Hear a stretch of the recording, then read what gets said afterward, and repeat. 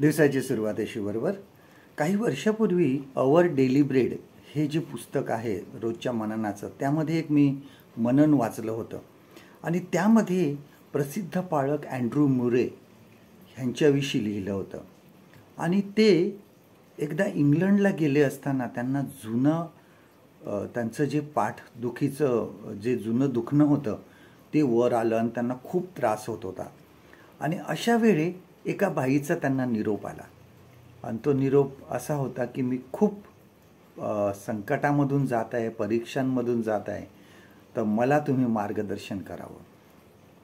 आणि मग मुरे पाळकांनी एक कागदावर काही लिहिलं आणि तो कागद त्या बाईपर्यंत नेण्यासाठी सांगितला आणि त्यात सांगितलं की हा कागद हे जे लिहिलेलं आहे हे तुम्ही रोज वाचत जा.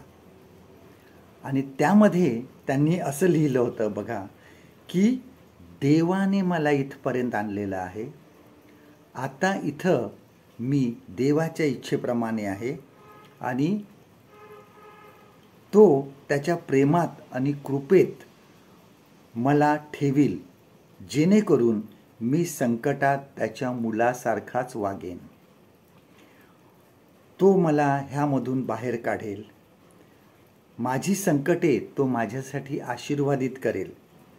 ही जी संकटं आहेत ही मला काहीतरी शिकवण्यासाठी आलेली आहेत.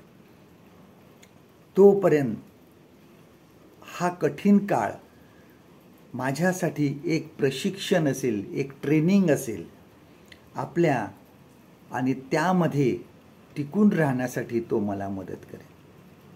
असं ते त्यांनी लिहून दिलं तिला आणि तिला सांगितलं की हे रोज वाचत जा. आमच्या जीवनामध्ये सुद्धा बऱ्याच वेळेस आम्हाला तत्काळ निर्णय हवा असतो, लगेच निर्णय हवा असतो.